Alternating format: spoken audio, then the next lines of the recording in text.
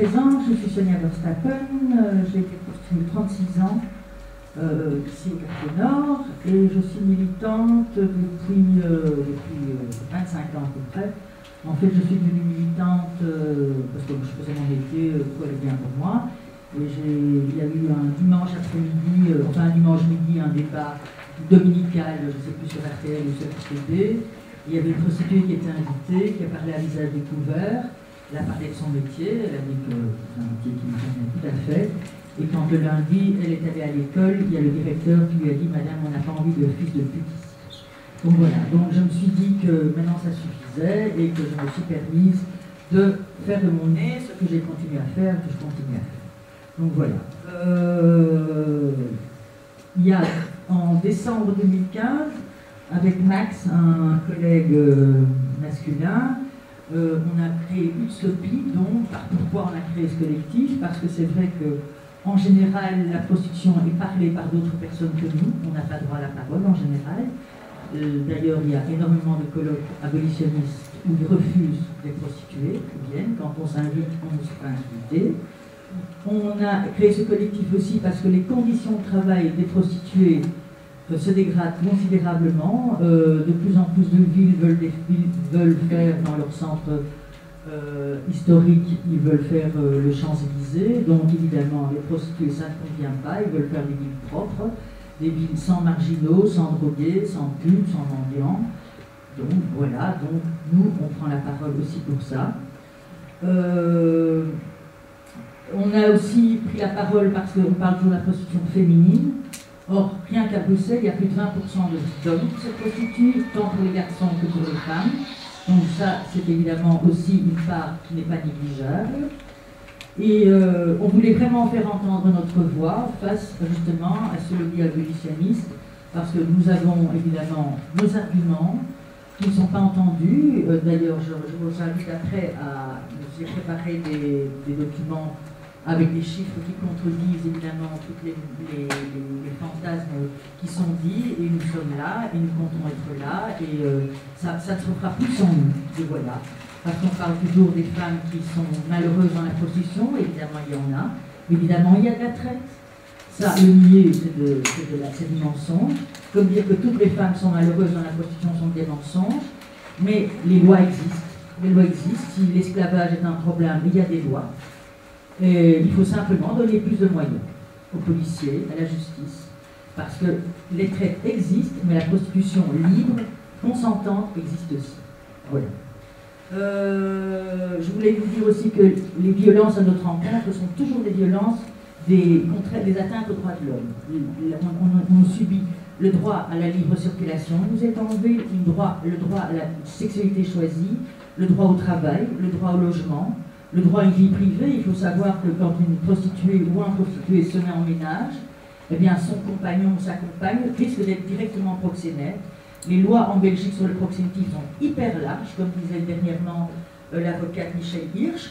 En fait, la prostitution est légale, c'est toléré, en fait elle est tolérée, elle n'est pas légale, on peut se prostituer, mais tout ce qui permet son organisation est illégal, c'est-à-dire même le propriétaire peut être proxénète, le mari, même s'il travaille. Il n'y a pas longtemps encore, à 18 ans, un enfant pouvait être proxénète de ses parents si elle vivait encore chez sa mère. Donc, c'est en fait toute forme de solidarité. Si par exemple, deux femmes souhaitent se mettre ensemble dans un appartement, il y en a une qui vient, celle qui a signé le bail, devient automatiquement proxénète de l'autre pour la loi. Donc, c'est ce qu'on appelle, nous, entre nous, le proxénétisme soutien, qu'il faudra absolument revoir, parce qu'effectivement, ça enferme les prostituées dans un stigma terrible, où elles sont mises à l'écart, et où effectivement, elles rencontrent même dans les rapports, que ce soit avec la police, avec les administrations, avec plein de choses, le fait d'être pute est un stigma tellement fort qu'en général, elles restent à la marge. Il y a beaucoup de gens qui restent à la marge parce que la société ne les accepte pas. Et c'est pour dire qu'en fait, on est totalement inséré dans la société. Je sais qu'on dit que c'est pas un travail, mais ça, il faut expliquer au fisc, parce que moi, je paie des impôts, je paie des taxes, donc je veux bien être reconnue, parce que quand j'ai été indépendant, quand j'ai été chez Partena pour avoir des lois sociales, ils m'ont dit, madame, on n'accepte pas les prostituées. Je dis, si je suis hôtesse, ça vous va mieux? Ils ont dit oui. Donc, j'ai payé mes taxes en tant qu'hôtesse. C'est totalement stupide et hypocrite, et c'est contre toutes ces choses-là qu'on veut se battre absolument. Dans la prostitution, je sais que on dit toujours c'est pas un choix. Je sais pas, je crois que si vous autour de vous, vous connaissez personne qui ne part pas parfois à son boulot avec les pieds de plomb, vous avez beaucoup de chance, mais il y a plein de boulots, des gens qui vont travailler parce qu'ils n'ont pas le choix. Et si ne pas avoir le choix, c'est devenir un esclave, il n'y a plus que les rentiers pour devenir des hommes libres. Hein. Moi, je sais des actes. On ne peut pas parler peut-être de choix, mais plutôt de consentement. On consent à se prostituer parce que c'est un choix dans le choix, parce qu'il y a des femmes ou des hommes qui, voilà, la société est ce qu'elle est, on est quand même une société assez pourrie au niveau du travail. Il y a peut-être des gens qui n'ont pas envie d'aller chez Amazon, il y a peut-être des gens qui n'ont pas envie de travailler dans des métiers pourris, et pour eux, dans la prostitution, ils trouvent quelque chose où ils s'épanouissent mieux, où ils gagnent de l'argent, où ils sont plus libres de leurs horaires, et voilà. Et ce qu'on demande, c'est évidemment, on demande que ça soit légiféré, on demande de décriminaliser le travail du sexe, on demande un statut, d'ailleurs je vous en parlerai tantôt, sans doute nous sommes en contact avec la GTP et la CGSLB, donc les syndicats libéraux et socialistes, bon, comme par hasard, le syndicat catholique ne nous a pas soutenus, mais voilà, et les deux syndicats que je vais citer, ils sont tout à fait d'accord, ils estiment que puisqu'on travaille, on paye des impôts, on choisit, on consent à travailler, ils ne voient pas pourquoi on n'aurait pas des droits comme tous les autres travailleurs. Ce qui me semble, enfin je ne sais pas, j'espère, je suis devant un public de gauche, c'est toujours plus facile à parler devant un public de gauche, donc je ne vois pas pourquoi il y aurait des catégories de travailleurs qui ne seraient pas considérées, qui ne seraient pas incluses dans la société parce qu'elles font un choix qui ne vous convient pas. Oui, je sais, moi je ne demande pas de comprendre ce que c'est de faire 5-6 passes par jour. Je ne vous demande pas de le comprendre et je ne vous demande même pas de les faire, ces 5-6 passes. Je vous demande simplement d'accepter qu'il y a des gens qui peuvent le faire. Je crois que tous les gens qui ont signé, qui ont voté pour le mariage pour tous, enfin, ici en Belgique ça s'appelle le mariage pour tous, mais pour la loi pour le mariage entre homosexuels, je crois qu'il y a plein de politiques dans leur tête, ils ne comprenaient pas comment 2 hommes ou 2 femmes pour faire l'amour ensemble. Mais ils se sont dit, c'est ce choix de ces personnes, c'est ce qu'ils sont, donc je vote quand même. Ils sont différents de moi, mais ça ne leur enlève pas des droits. Donc voilà, donc je crois que je vais m'arrêter là pour le moment. Voilà. Et oui, on ne vend pas, juste, on dit toujours qu'une prostituée vend son corps. J'ai été prostituée 36 ans, vous imaginez bien que si je l'avais vendu, il ne resterait plus grand chose de moi. Non, on ne vend rien, on offre simplement un service sexuel. Tout d'abord de m'avoir invité. Je pense que c'est toujours important d'avoir à la fois le terrain, l'académie et puis le politique pour parler de ce genre de sujet. Alors, comme le PAC, au Parti Socialiste, on n'a pas une position commune. Et je crois qu'il n'y a aucun parti politique qui peut aujourd'hui défendre une réelle position commune sur cette question. Donc je parlerai malheureusement qu'en mon propre nom. J'aimerais bien parler au nom de mon parti, mais on en est encore loin pour être franc. Et je crois qu'à titre préliminaire, il est important de se rendre compte qu'on est face à un phénomène qui est protéiforme. On a toujours, je pense, l'image de la prostitution. Ce sont soit des femmes qui sont dans les rues, sur la rue Louise, ou des femmes qui sont dans des carrés, derrière des vitrines, et qui vendent, louent leur corps ou prestent des services en fonction de la vision qu'on a de cette activité. Et donc, face à un phénomène qui est protéiforme, on ne peut pas arriver avec une solution unique qui nous permettrait de résoudre le phénomène prostitutionnel. Je crois qu'en effet, il faut prendre en compte la réalité de terrain, et notamment, Sonia l'a dit, le fait qu'on n'est pas nécessairement face à une femme. Il y a, moi j'avais 30% en tête, voilà, ça dépend. On est entre 20 et 30% de prostituées hommes, et donc ça nous permet, je pense, déjà de sortir de ce débat qui se voudrait féministe. On n'est pas face à un combat féministe, il y a d'autres soucis liés à la prostitution, mais je ne pense pas que ça soit un problème qui est lié à une suprématie de l'homme sur la femme, puisqu'il y a aussi une partie non négligeable des travailleurs du sexe qui sont des travailleurs du sexe et pas des travailleuses du sexe. Alors, je pense aussi qu'il est important dans ces phénomènes de faire une distinction claire. Il y a des travailleurs et travailleuses du sexe qui exercent leurs activités de manière volontaire, avec la volonté d'exercer cette activité, et puis à côté de ça, il y a des personnes qui sont contraintes d'exercer cette activité, et dans les personnes qui sont contraintes, il y a aussi plusieurs sortes. Il y a des personnes qui sont contraintes parce qu'elles sont victimes de réseaux de traite d'êtres humains, il y a aussi des personnes qui sont contraintes d'exercer cette activité pour d'autres raisons. Elles n'ont pas de statut, elles n'ont pas de papier, elles vivent dans la précarité, et donc je pense que le phénomène de précarisation de la société ne doit pas être négligé lorsqu'on parle de prostitution aussi. Et là, évidemment, les réponses sont multiples. On sort tout à fait même du champ du débat de la prostitution. On parle du droit au logement, on parle du droit à un travail, on parle du droit à être reconnu en tant que citoyen dans notre société. Alors, face à ces différentes personnes, finalement, qui le font volontairement ou pas, les solutions, elles sont aussi différentes.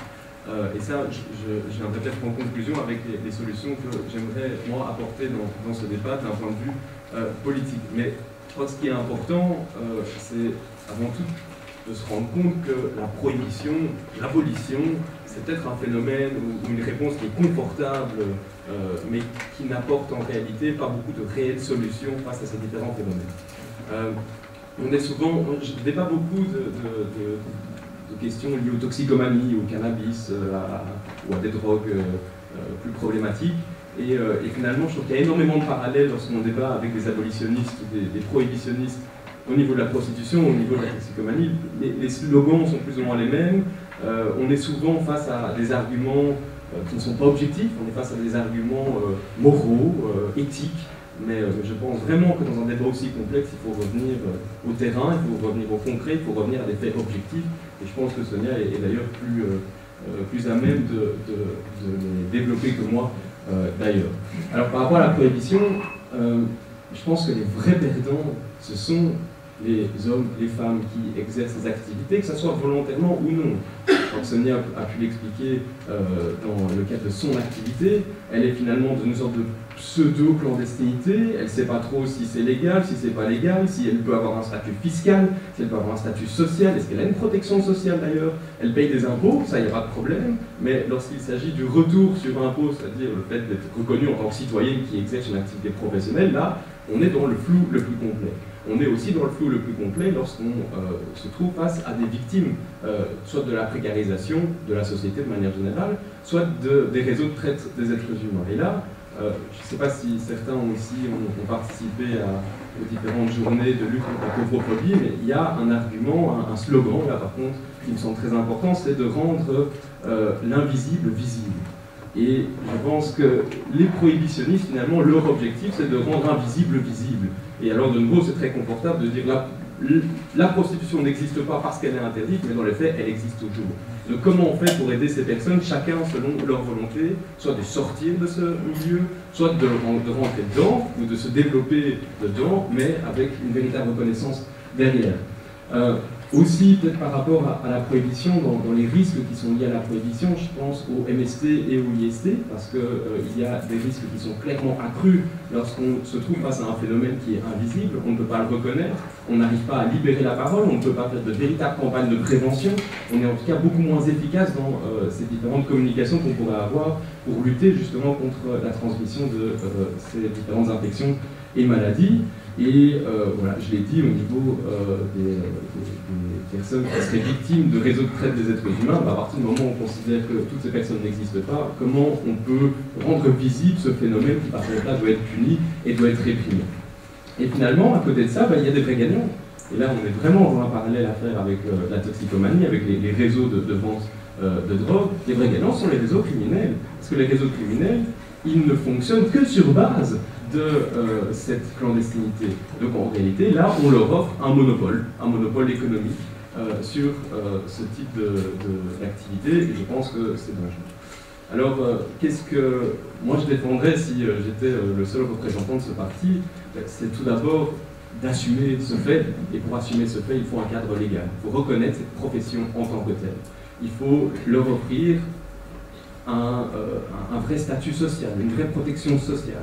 Il faut aussi, je pense, définir des cadres géographiques clairs, ce qui nous permettrait justement de rendre visible l'invisible. Si on ferme les yeux, si on pousse ces hommes et ces femmes sur les grands boulevards, et puis on les repousse dans l'autre sens parce qu'on n'est plus dans la bonne commune, etc., finalement, on n'est plus face à un phénomène qui est visible, et je pense que là, on ne les aide pas de manière efficace. Donc, la logique de zone géographique pourrait être intéressante, même si je pense qu'on c'est pas la solution à tout non plus.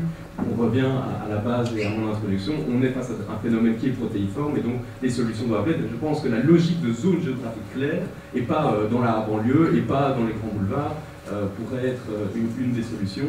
Développer évidemment la réduction des risques, de véritables politiques de réduction des risques, développer des espaces de discussion, des espaces de prévention, et puis je crois que Sonia en souffre, et beaucoup de travailleurs et travailleuses du sexe en souffrent dans certaines communes. On est face aussi à un phénomène NIMBY, parce que on a la ville de Bruxelles d'un côté, on a Saint-Josse de l'autre, ce sont des camarades en plus, on a Scarbeck encore à côté, et finalement, il y a Charleroi. Voilà, je connais évidemment ce qui se passe à Bruxelles, mais je crois que ça se passe en effet un peu partout. Et donc on est face à des bourgmestres qui ont des électeurs. Les électeurs, ce n'est pas les prostituées, ce sont les voisins, le voisinage, et donc en fait on va les pousser, on va faire une réglementation prohibitionniste pour essayer de les mettre en dehors de notre commune. Et donc on va les pousser en dehors de notre commune. Et puis la commune qui va recevoir toutes ces personnes va les pousser également. Et donc on est dans une sorte de jeu de ping-pong permanent entre ces différentes communes, et je crois que la seule solution pour s'en sortir, c'est d'offrir une coupole régionale à ce phénomène, à cette activité, et sortir donc du NIMBY qui finalement ne permet pas de résoudre le problème, il permet juste de le déplacer, puis de le redéplacer encore, et puis de le redéplacer encore. Je crois qu'on doit vraiment sortir de cette logique communale qui pose énormément de problèmes dans le développement, d'activités qui sont volontaires, et deux, dans l'aide des personnes qui ont vraiment besoin d'aide. Voilà, je vous remercie. Travailleur social à l'SBL Espace P, donc je vais vous présenter en quelques mots c'est quoi Espace P. C'est une association qui a bientôt fêté ses 30 ans. Dans ce cadre-là, il y aura des grandes festivités organisées à Bruxelles. Je vous invite à suivre sur le Facebook ou le site internet pour vous dire au courant de ce qui sera organisé. Et donc Espace P en fait travaille sur 3 grands axes. Le premier, c'est l'axe santé. Donc on propose gratuitement, de manière anonyme, des dépistages pour tout ce qui est maladies sexuellement transmissibles, vaccination pour l'hépatite B, au travers de permanences médicales chez nous, mais la différence par rapport à d'autres associations, c'est que nos médecins se déplacent également sur les lieux de prostitution. Donc par exemple, on est parvenu à négocier l'obtention d'une chambre dans un hôtel de passe à Bruxelles, pour qu'un médecin puisse venir faire des permanences médicales une fois par mois en soirée et 2 fois par mois en journée, parce qu'on s'est rendu compte que c'était un public qui était difficile de faire venir de l'autre côté de la gare du Nord.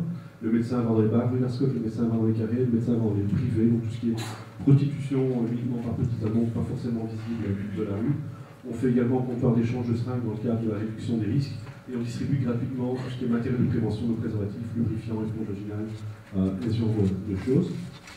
Et aussi, très important, on donne pas mal de fascicules d'informations, que faire dans la capote live, c'est quoi les risques inhérents au travail, les consignes de sécurité dans de nombreuses langues, parce que la majorité du public qu'on rencontre à Bruxelles est un public migrant, essentiellement de l'Est et d'Afrique. Le deuxième volet sur lequel on travaille, c'est l'axe insertion socio-professionnelle. Alors la différence Espace P par rapport à d'autres associations, c'est qu'on ne porte pas de jugement de valeur sur le choix des personnes. Notre philosophie, c'est prostitution, mieux la vivre ou mieux la quitter.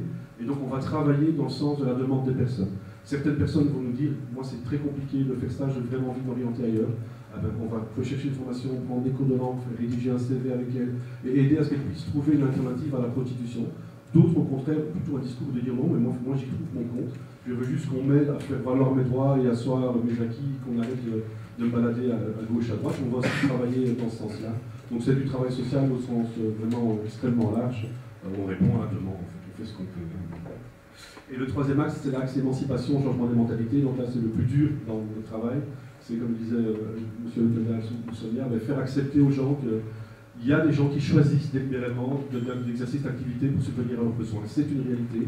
Et finalement, qui on est nous pour dire bah oui, c'est bien, c'est pas bien, t'as le droit, t'as pas le droit. Donc ça, c'est compliqué. Alors on essaye évidemment de faire ça au travers de rencontrer des futurs intervenants sociaux. On va beaucoup dans les écoles d'assistants sociaux, d'infirmières. On reçoit dans le cadre des stagiaires chaque année, on reçoit des groupes d'étudiants.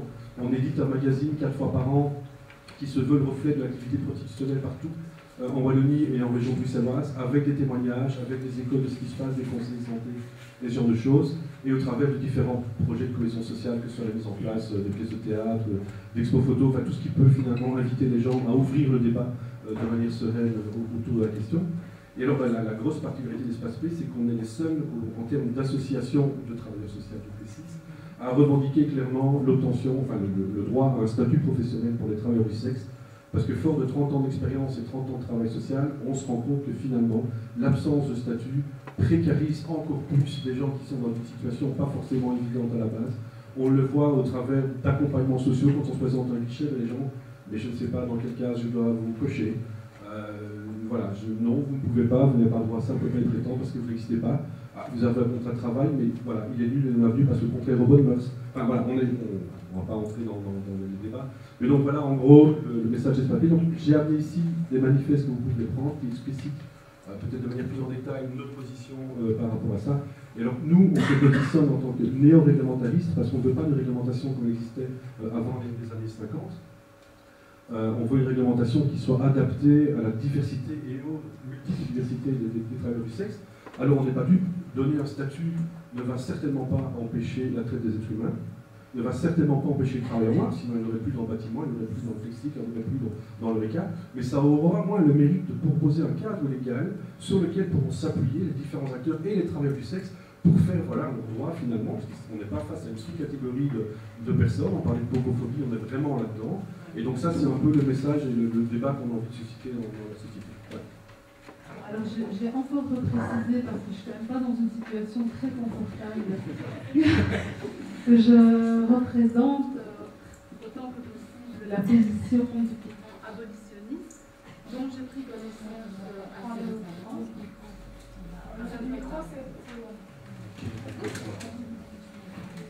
C'est mieux?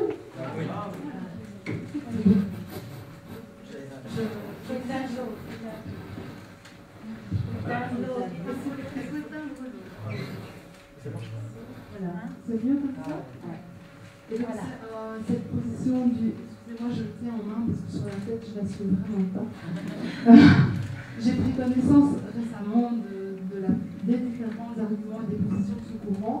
Et donc, je fais appel à votre indulgence sur l'imprécision à certains moments d'éléments que je vais mettre en avant. Donc, j'ai rencontré avec mon collègue Pierre, Madame Pascale, ma structure qui travaille au Monde selon les femmes et qui est une association porteuse effectivement et militante de ce courant abolitionniste sur les questions de prostitution. Préalablement à cette rencontre, j'ai fait quelques lectures sur le sujet de défenseurs mais aussi de contradicteurs du courant abolitionniste. Donc ce qui m'a permis d'essayer de m'y retrouver un petit peu. J'ai encore appris beaucoup de choses aujourd'hui et entendu des arguments qui éteignent effectivement certaines des positions abolitionnistes. Néanmoins, je vais quand même vous les présenter. Il y a un premier élément qui m'a frappé quand j'ai pris connaissance de cette position, c'est que les abolitionnistes doivent faire avec une espèce de contradiction qui est mais comment est-ce qu'on peut abolir ce qui n'est pas par ailleurs légiféré préalablement. Voilà, c'est une question que moi en tout cas je me pose. Et donc ce que j'ai découvert, c'est qu'actuellement, il y a une espèce d'hypocrisie ou de voile un peu opaque et certainement public de la part des politiques qui fait que chaque commune règle les choses un peu à sa sauce sur les questions d'organisation, si on peut dire, de la prostitution, ce qui fait qu'il y a plus de 500 réglementations différentes en fédération à l'Uni-Bruxelles, ce qui fait une cacophonie, je ne dis pas de bêtises justement, qui fait une cacophonie assez importante. Et donc la première étape serait de tout organiser pour uniformiser les choses. Et un premier élément, c'est la pénalisation des clients. Alors, le courant abolitionniste ne parle pas d'hommes et de femmes prostituées, mais de personnes qui sont prises dans un système prostituteur et centre effectivement son attention sur les femmes. Et parle peu, en tout cas, voire pas du tout, lors des rencontres qu'on a fait de la situation des hommes prostitués. Et considère, en tout cas, donc ce courant considère que les femmes prostituées sont dépossédées de leur libre arbitre, et elles en sont dépossédées par divers mécanismes économiques, psychologiques, etc. Et donc, leur position porte essentiellement, leur attention porte essentiellement sur la condition des femmes migrantes qui sont victimes de la traite, avec des lieux de recrutement, paraît-il, identifiés et connus, qui sont les centres d'hébergement pour demandeurs d'asile et même autour de l'Office des étrangers. Je n'ai pas entendu dans le courant réglementariste de refus de cette réalité. Effectivement, j'ai bien entendu, vous reconnaissez, de toute façon c'est une réalité, il y a des femmes qui sont prises dans ces réseaux. Deuxième argument pour mettre en avant la formule de système prostituteur, c'est la dépendance financière totale dans laquelle sont enfermées les femmes, de par une gestion au quotidien de l'économie qui ne se fait pas par un salaire mensuel, etc. Et aussi, ce qui rend impossible de sortir de la prostitution, c'est le fait qu'il y a un endettement progressif qui pèse sur le dos de ces femmes, parce qu'il y a des crédits qui sont faits en leur nom seul, qu'elles doivent porter, etc. Ce qui fait qu'à un moment donné, il y a un endettement tel qu'il devient impossible de sortir de ce système où il faut continuer à se prostituer pour pouvoir payer ses dettes. Et enfin, un troisième élément, c'est la dépendance affective qui a pu être identifiée au départ du système des lover boys, donc une espèce d'emprise liée au fait que certaines femmes qui sont mises dans des réseaux de prostitution sont piégées par le fait d'avoir été trahies par un homme qui se présente comme étant l'homme de leur vie et puis qui tout à coup va se révéler être en fait un proxénète. Alors, pour le monde selon les femmes, en tout cas, il y a eu un basculement en 2004, si je me souviens bien, parce que préalablement, le monde selon les femmes portait effectivement une position réglementariste, et c'est suite aux interpellations successives d'associations et de mouvements militants de femmes migrantes qu'elles ont revu leur position pour devenir abolitionnistes, parce qu'elles considèrent en fait que les revendications du courant réglementariste est plutôt la voix de femmes et d'hommes qui revendiquent leur activité comme une activité professionnelle comme une autre et qui doit être protégée et être assortie des mêmes droits que n'importe quel autre travailleur. Et donc ce que ces femmes de mouvements et de groupes de femmes migrantes leur ont dit, c'est que même nous ne sommes pas des travailleuses comme les autres, puisque nous, on est contraintes à la prostitution, ça n'est pas un choix, on est dans diverses emprises qui nous empêchent de faire ce choix. Alors, autour du courant abolitionniste, il y a beaucoup de débats et de décrédibilisation autour du fait de à quel titre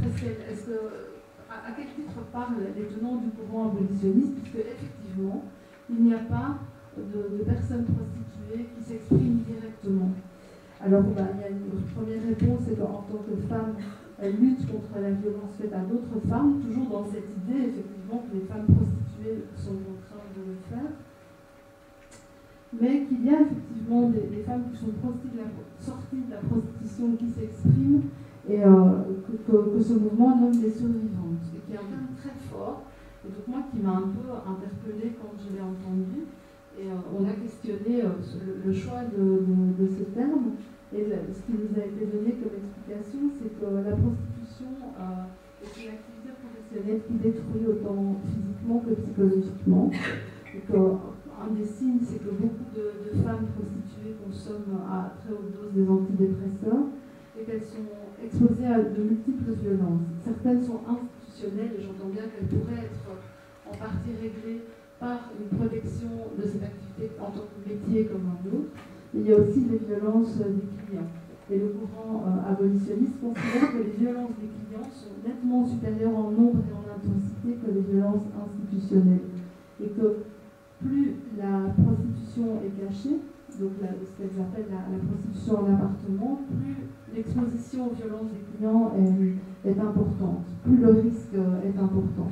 Or, il se fait qu'il semblerait qu'en Belgique, il y a peu, voire pas d'études qui sont consacrées à cette prostitution en appartement, mais que les études portent plutôt sur la prostitution en vitrine et la prostitution en rue, donc ce qu'on appelle la prostitution visible, ce qui fait qu'il y a toute une part de ces personnes qui échappent, entre guillemets, à des coups de sonde, à de la compréhension, bien que j'entends qu'à Espace P, effectivement, il y a des permanences médicales qui permettent quand même de soutenir ces personnes. Donc j'alimente au fur et à mesure avec ce que j'ai entendu là maintenant.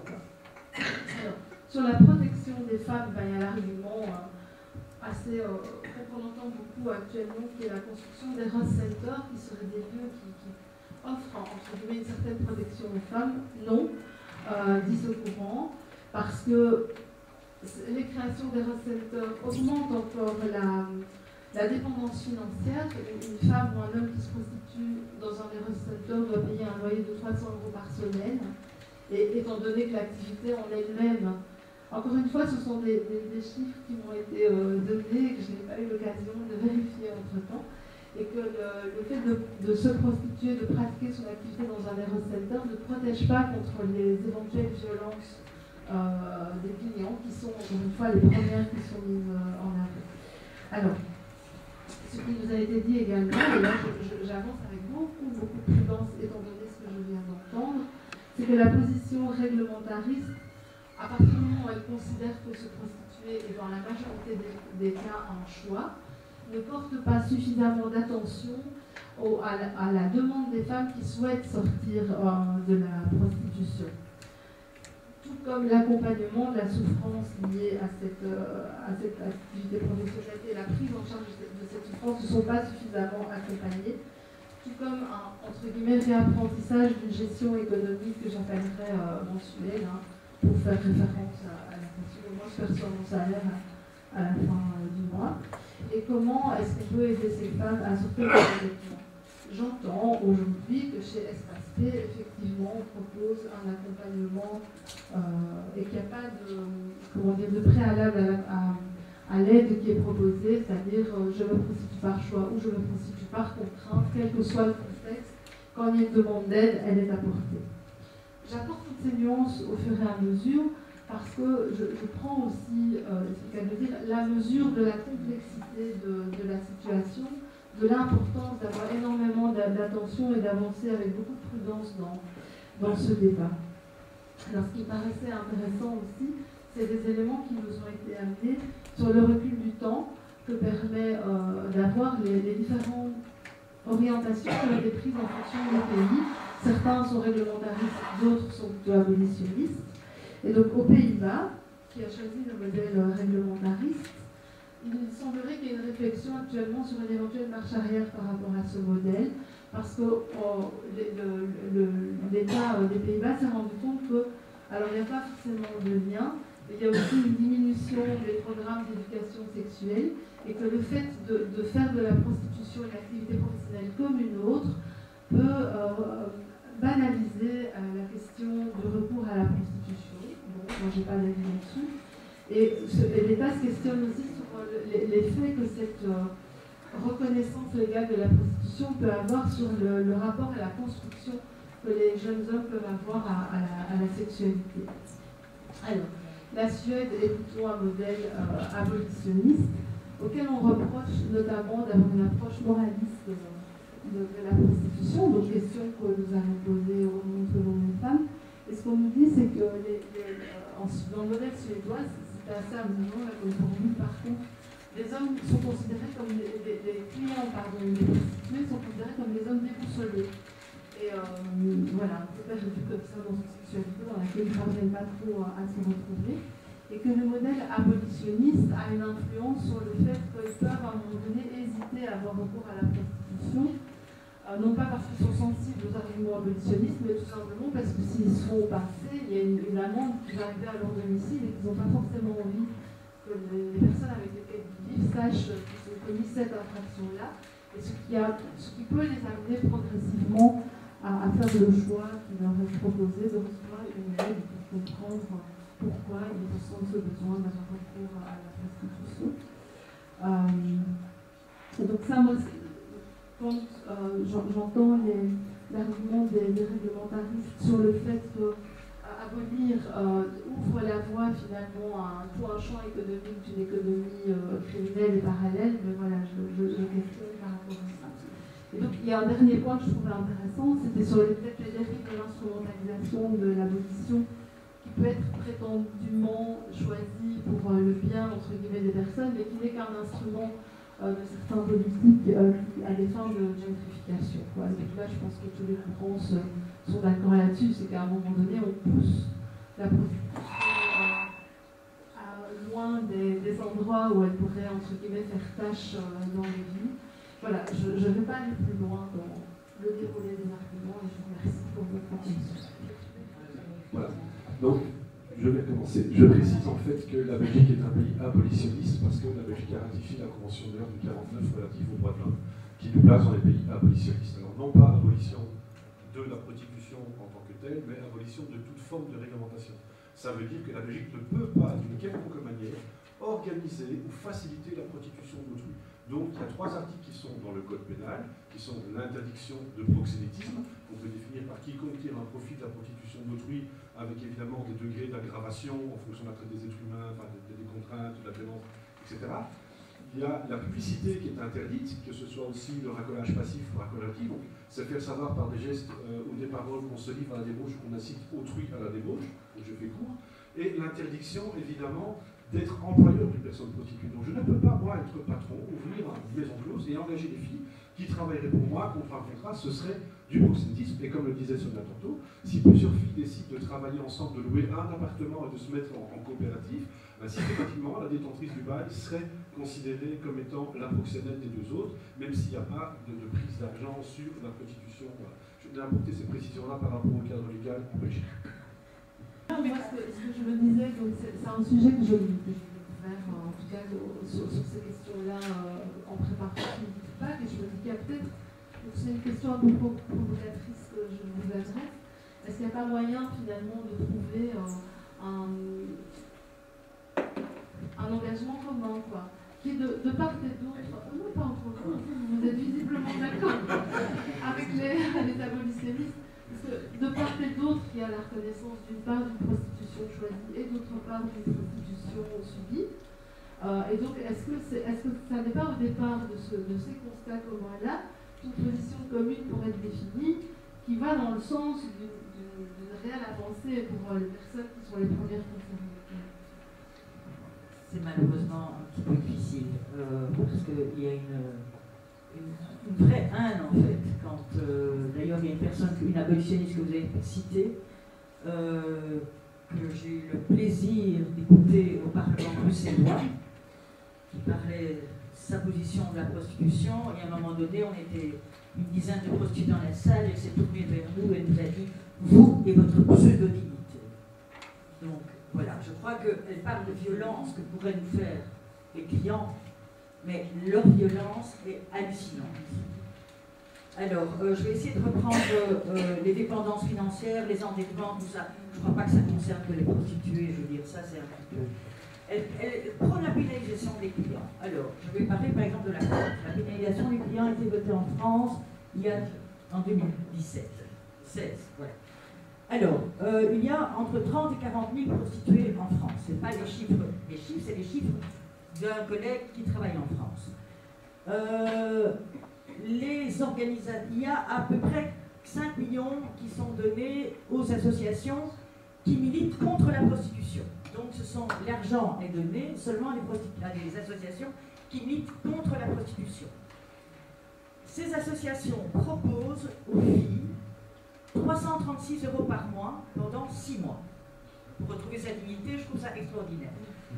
De plus, il faut savoir qu'en 2016, ça fait 2 ans, il y a 30 personnes qui ont eu droit, parce qu'en fait c'est une loi qui est très bourgeoise, je reviendrai, mais c'est une loi qui est très raciste. Parce que sont exclues de cette loi, évidemment, toutes les femmes qui ne sont pas bien françaises, bien blanches et bien blondes. Donc c'est une loi vraiment absolument, donc il y a la majorité des prostituées, d'abord, ou n'ont pas envie, j'ai des chiffres ici, ou n'ont pas du tout envie de sortir de la prostitution, ou ont envie de sortir par le propre moyen, et pas par des associations qui les victimisent, etc. Et voilà, donc 336 € par an, je veux dire, c'est un scandale. De plus, j'ai ici, je vous inviterai tantôt à prendre les conséquences de la loi sur la prostitution en France est absolument catastrophique. Par exemple, Médecins du Monde en France dit que la loi a changé les rapports dans la rue. Il y a 65% d'augmentation de violence envers les travailleurs du sexe depuis cette loi. Pourquoi? Parce qu'elles sont clandestines. L'avortement était clandestin, il y avait des problèmes. Je veux dire, tout ce qui est clandestin, il y a des problèmes. Je vous invite, j'ai tout, organisation contre la loi là-bas. Ce qu'elles oublient aussi de dire, c'est qu'il y a une 500 à peu près organisations internationales qui sont pour la discrimination et pour un statut.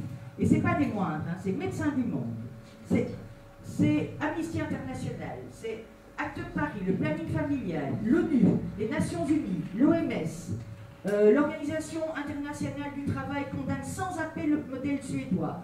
en disant qu'ils disent notamment que c'est bien en faisant une distinction claire entre d'un côté la prostitution, le travail de sexe et de l'autre la traite qu'on garantit une lutte efficace contre ces liens en garantissant des droits indispensables aux travailleurs du sexe. L'Organisation internationale du travail est pour des lois, pour nous. L'ONU-SIDA, ONU Femmes, la Commission nationale consultative des droits de l'homme en France, le planning famille aide, etc. Enfin voilà, il y en a un tas. Et quand j'ai dit un jour dans un débat, le bout lapsus, à une abolitionniste, mais voilà ce que les organisations internationales qui sont sur le terrain continuellement disent qu'il faut décriminaliser, qu'il faut donner des lois, madame, il se trompe. Elle avait vu 2 prostituées dans sa vie. Et c'est, voilà, donc, il faut un petit peu, voilà. En plus, vis-à-vis des femmes étrangères, c'est vraiment, c'est un truc très condescendant, hein, parce que je me souviens, madame Belkacem en France, qui a voté la pénalisation des clients, elle a quand même dit dans un débat, oui mais bon, la majorité des femmes sont étrangères, c'est en dit long sur leur consentement.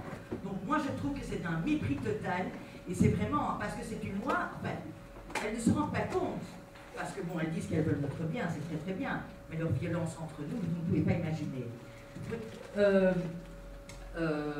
C'est une loi qui est raciste, parce qu'effectivement, le mouvement abolitionniste n'est jamais aussi fort que depuis qu'il y a des femmes étrangères, donc on peut mettre dehors parce qu'évidemment elles n'ont pas de papier. C'est une loi qui divise totalement les femmes, parce qu'effectivement il y a des femmes honorables qui méritent d'être défendues et il y a des autres des sales putes. Et je peux vous dire sur le terme survivant, j'ai vu dernièrement un reportage qui j'ai même pas su finir tellement ça m'a choqué. C'était sur les croisés contre-attaque et c'était sur les militants anti-avortement. Et les anti-avortements s'appellent les survivants. Or, les abolitionnistes emploient le terme survivant aussi. Et quand j'entends les discours des anti-mariages pour tous, quand j'entends les mariages des anti-avortements, il y a le même mépris pour les gens qui sont différents. Je vous invite vraiment à faire attention, voilà. Alors quand ils disent qu'ils prennent soin de nous, bon, il y a effectivement des gens, des soi-disant scientifiques. Il y a par exemple, parce qu'ils reprennent toujours les mêmes chiffres. Ils reprennent par exemple les chiffres d'une certaine Melissa Farley, une Canadienne qui a fait une étude, qui était condamnée par la Haute Cour de justice canadienne. D'ailleurs, sur le papier c'est marqué, parce que 75%, elle a fait une étude sur les prostituées, 75% des prostituées qu'elle a étudiées étaient des toxicomanes et des SDF. Et les autres 25%, et les autres prostituées, elle a estimé que, sans doute que vu leur état psychique, c'était pas important de les analyser parce qu'elles devaient être complètement perturbées. Donc ça a été dénoncé par la Haute Cour de justice canadienne. Or, ce sont toujours ces chiffres-là qu'elles viennent. Fabien a été avec une de mes collègues qui ressortir de là en vomissant. Voilà ce qu'on lui a dit. La madame du Monde selon les femmes, l'a regardé en riant dans les yeux, tu étais présent. Voilà ce qu'on a dit à ma collègue. Vous avez été victime d'un père incestueux, d'une mère alcoolique. Vous mourrez à 30 ans, à 40 ans. Elle en avait 60 déjà, mais bon. Vous êtes violé 49 fois par an. Vous manquez d'hygiène.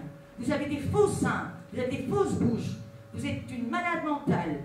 Vous ne savez pas guérir parce que vous êtes... je ne sais plus pourquoi.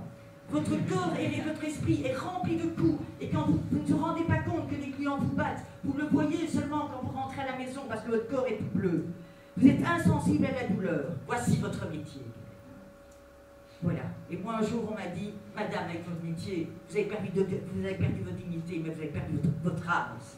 Et je vous jure que, là, j'ai peut-être une grande gueule, mais je vous jure qu'il y a des jours, je sors, si j'avais pas Fabien ou Aris parfois pour m'accompagner, je tombe tellement c'est ordurier. Alors, je voulais aussi vous dire, parce qu'elle parle de l'Allemagne et du Pays-Bas, que moi, personnellement, et Utopie, on est contre les lois allemandes et du Pays-Bas. Parce que ce sont des lois qui donnent du pouvoir au patron. Nous, ce qu'on veut, on veut une loi indépendante. Pour ça, il faudrait effectivement, les lois de Nouvelle-Zélande sont très très intéressantes. C'est les prostituées qui ont effectivement tous les droits. Les patrons n'ont quasiment rien à dire. Et en Suisse aussi, c'est pas mal. Donc nous, on est contre les lois, les réglementaristes. Parce qu'effectivement, en Allemagne, dans les Eurocenters, il y a de l'abattage. En Pays-Bas, il y a de l'abattage. On est contre ça. Nous, on se bat pour une lutte indépendante. Évidemment, s'il y a des bons patrons, pourquoi pas, il n'y a pas de problème. Mais on veut des patrons qui nous respectent. Donc voilà. J'ai plein de choses à dire, mais... Ah oui, alors juste sur les chiffres, que toutes les putes sont contre... sont pour la pénalisation du client. Il y a une étude qui a fait par Nicolas May, que vous trouverez. 98% des prostituées s'opposent à la pénalisation des clients, et pourtant parmi elles, il y avait des Françaises, des Algériennes, des Brésiliennes, des Camerounaises, des Chinoises, des Colombiennes, des Ghanéennes, du Maroc, du Nigeria, du Pérou, de Roumanie. Donc ce n'est pas les blanches, blondes qui sont contre la pénalisation, même les étrangères, parce qu'elles savent, elles n'ont pas le choix. Il y en a qui n'ont pas le choix de se faire ce métier, et si elles elles veulent le faire dans des bonnes conditions. À partir du moment où ces personnes refusent le principe même du consentement, avant d'abolir la prostitution, ils abolissent le consentement. Et donc, en fait, et j'ai eu l'occasion d'être présent lors de ce débat, et la députée en question, en fait, sa vision des choses, c'est quoi? C'est que en fait, elles sont toutes violées. Et si elles ne sont pas violées, en tout cas, elles ont des lourds problèmes psychiatriques qui sont soit arrivés avant qu'elles commencent leurs activités, soit qui sont arrivés durant le développement de ces activités. Et donc, à partir de ce moment-là, c'est très compliqué de discuter avec ces personnes, puisque le consentement même, Sonia Verstappen qui est à côté de moi, ne peut pas exister. Alors, c'est pas pour ça qu'on ne peut pas avoir des constats en commun. Le problème, c'est un peu la part de gâteau. Donc, voilà, pour ces personnes-là, tout le monde, il n'y en a aucune qui pourrait avoir un quelconque consentement à cette activité, et selon nous, c'est plus complexe. Évidemment qu'il y a des personnes qui consentent à exercer cette activité, et évidemment qu'il y a des personnes qui ne consentent pas et qui, pour toute une série de raisons, et c'est souvent quand même lié à une précarisation structurelle de la société, tombent dans ce milieu-là. Et le problème, selon moi, de l'abolitionnisme, c'est qu'on va précariser des précarisés. Ça, je crois que c'est la pire réponse qu'on peut apporter à ce type de phénomène. Être conscient qu'il y a des phénomènes de toxicomanie qui sont liés à des phénomènes prostitutionnels, mais bien sûr, c'est souvent lié de nouveau à cette précarisation qui est la base de beaucoup de choses. Souvent, ces personnes n'ont pas de papier. Comme elles n'ont pas de papier, elles doivent quand même manger, elles doivent quand même avoir de l'argent, mais elles ne vont pas pouvoir travailler pour Deleuze ou pour Amazon ou pour un service public X ou Y. Donc, mais elles doivent manger. Elles doivent nourrir leurs enfants. Comment on fait? Et donc voilà pourquoi le débat il est même plus large que juste la prostitution. Il faut d'abord lutter contre la précarisation de la société. Il faut offrir un statut légal d'abord à tous ces individus qui vivent ici à Bruxelles, qui vivent ici en Belgique. Et c'est ça qui manque aujourd'hui, c'est quand on n'a pas de papier, on ne peut pas travailler légalement en Belgique, et qu'on ne peut pas travailler légalement en Belgique, mais on tombe souvent dans ce type de cercle vicieux. Et c'est là, à mon avis, le problème principal qui est lié à l'absence de consentement et à l'entrée dans ce monde sans le consentement qui va avec. Alors par rapport au fait de punir les clients, ça on est tout à fait d'accord, ça aggrave de nouveau les choses. Le client il est stressé, le client il va être plus violent, le client il va le faire dans des bois ou que sais-je. Et donc les risques d'infection, les risques de maladies transmissibles augmentent sensiblement. Et donc on est de nouveau personnes, et en tout cas pas les travailleurs et travailleuses du sexe qui sont les premières à souffrir finalement de ce type de réglementation. Alors hier j'ai parlé avec un autre député du débat que j'allais avoir aujourd'hui, et il est peut-être arrivé à la conclusion que la logique indépendante, à mon sens, est en effet importante. Je crois que ça doit être en tout cas la base de ce type d'activité, c'est qu'on est sur une base indépendante, ce qui nous permet évidemment de casser les logiques de proxénétisme, même s'il peut y avoir des bons patrons certainement, et pourquoi pas dans ce milieu-là aussi. Et je pense que la logique indépendante est importante pour protéger ces travailleurs et travailleuses du sexe. Alors pourquoi pas une profession réglementée? Je suis avocat à côté de ça, et le barreau, être avocat, ça implique de faire un stage, ça implique de suivre des formations. Pour faire des stages, hein. Mais le fait que pour exercer une telle activité, à un moment il faut démontrer sa volonté réelle à le faire, suivre un stage, suivre des formations, et qu'ensuite à partir de ça on ait la possibilité d'exercer cette activité, ça nous permettra à mon avis de filtrer en partie, pas toujours, mais en partie les personnes qui en réalité n'avaient pas le consentement nécessaire pour exercer cette activité. Voilà, je lance une bouteille à l'eau. Je vais peut-être même regretter ça parce que je vais peut-être entendre d'autres arguments, mais je me dis que ça pourrait être une solution pour essayer justement d'organiser ce filtre à la base pour voir qui veut vraiment exercer cette activité et qui est forcé par une raison X ou Y. Alors par rapport aux 500 réglementations, je suis un peu surpris parce que c'était qu'il y aurait plus de réglementations que de communes en Belgique, donc c'est encore, c'est aggravé, donc maintenant il y a des communes qui auraient plus de réglementations. Mais ça démontre de nouveau la nécessité de faire ça un échelon au-dessus et d'organiser ça de manière régionale, voire de manière fédérale, pour éviter justement cette logique qui est en grande partie électoraliste et également idéologique pour certains, qui est on va les mettre en dehors de nos frontières, comme ça mes électeurs seront contents. Je crois qu'il faut en effet faire ça un échelon au-dessus pour éviter justement ce phénomène NIMBY qui est très présent chaque fois lorsqu'on parle de processus. Je continue à jouer. Je voulais juste dire quelque chose, parce que c'est vrai que on parle toujours des putes et on parle toujours des clients en fait. Et moi je les ai connus pendant 36 ans et on a l'impression que quand même le client c'est un espèce de monstre comme ça avec des doigts fourchus et quand il voit comme une pute, il maltraite les uns. Enfin moi en 36 ans j'ai très peu de problèmes. Je crois qu'il y a plus d'agressions de taximens ou de pharmaciens que de putes, parce qu'en général, les clients, ça va. Ils sont gentils, ils viennent parce qu'ils ont besoin de relations. Il y en a qui ont besoin d'une relation sexuelle, mais il y en a qui ont besoin de relations humaines aussi. Hein. Ils ont besoin de retrouver le goût des autres. Je crois que il ne faut pas non plus, parce qu'on présente le prostitueur, mais je ne sais pas, il y a très peu de crimes, enfin je veux dire en général, les crimes ce n'est pas des clients, hein, ce sont des... Quand un pharmacien est attaqué par quelqu'un qui vient dans son magasin pour l'attaquer, on ne dit pas que c'est un client qui l'a attaqué, c'est un agresseur. Si une prostituée se fait agresser par un mec dans la rue ou par quelqu'un qui vient l'agresser, c'est pas un client, hein, c'est en général les clients, ils viennent, évidemment il y a des ordures, les clients qui vont chez des mineurs, les clients qui vont chez des filles qui sont manifestement tox et qu'ils peuvent demander 5 €, ça c'est des ordures pour moi, c'est même pas des clients, c'est des sous-merdes. Mais je veux dire, en général les clients, ils viennent chercher quelque chose, ils sont demandeurs. Donc voilà. Et je crois qu'en disant toujours on est des pauvres, les putes sont des pauvres filles, des filles misérables, etc., ben, on interdit aux putes de se présenter comme sujet. Donc il faut être très fort actuellement. Excusez-moi, je voulais juste parler de ces bonhommes quand même possible. Je voulais juste revenir sur le fait que dans votre intervention précédente, vous parlez du racisme du côté des abolitionnistes, étant donné qu'elles ne porteraient qu'une parole de femme blanche. C'est ce qui m'a frappé aussi, et bourgeoise, c'est que le même reproche est fait par les abolitionnistes aux réglementaristes, et que donc les réglementaristes ne porteraient finalement que la parole même d'un féminisme blanc et bourgeois. Je ne tranche pas, je soulève simplement ce qui a été dit. Et alors sur la question de l'état de santé physique ou psychologique des femmes, on nous a fait part de l'existence d'une thèse de doctorat qui a été défendue par le docteur Judith Quintran.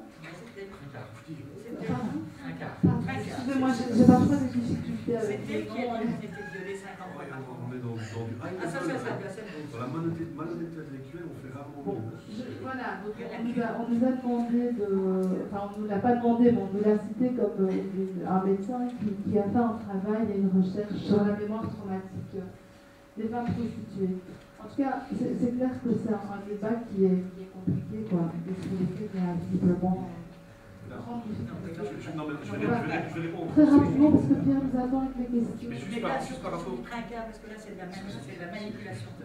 Donc, il faut savoir que l'étude présentée par ce médecin sur la traumatologie managériale est une étude tout à fait sérieuse et tout à fait vraie. Là où il y a la malhonnêteté, c'est que finalement, tout ce qu'elle démontre au travers de cette étude, elle l'assimile et le corrobore par rapport à la prostitution. Je donne un exemple très simple. Les gens qui ont été victimes d'un grave traumatisme ont tendance à exercer ce qu'on appelle une décorporalisation. Donc par exemple, au travers d'une autre personne, d'un surnom, etc.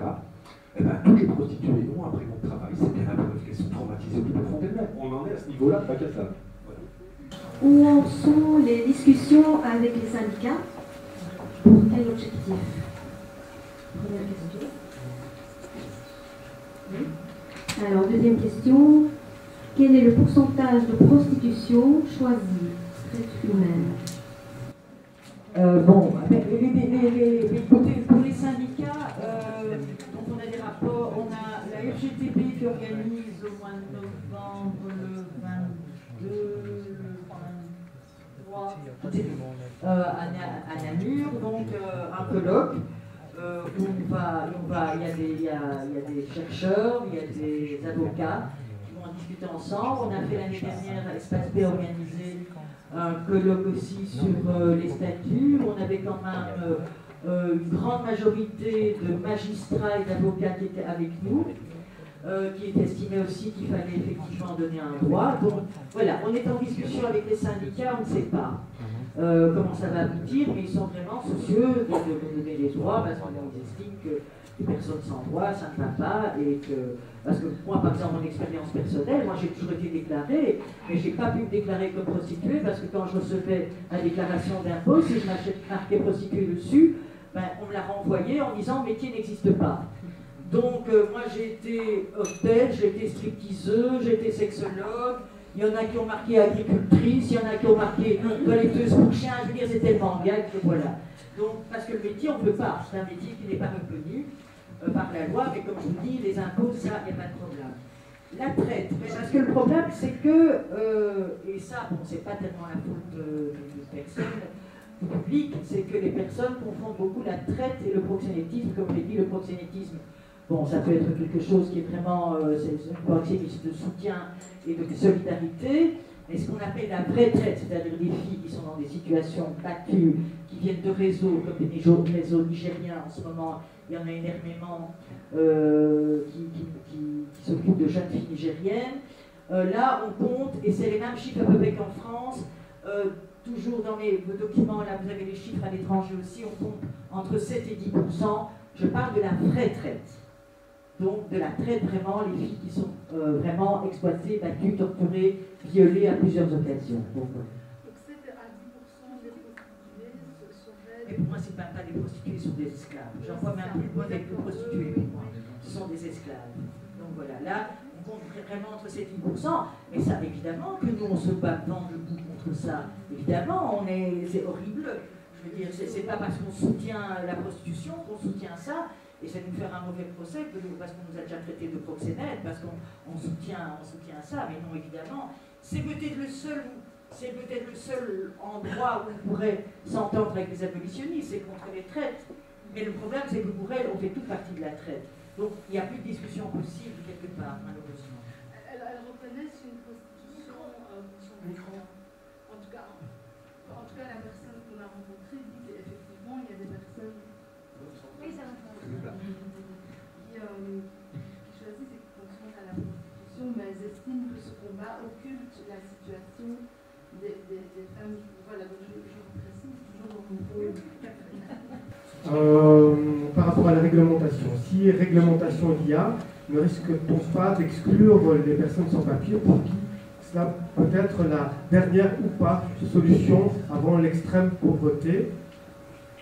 La prostitution, question de classe.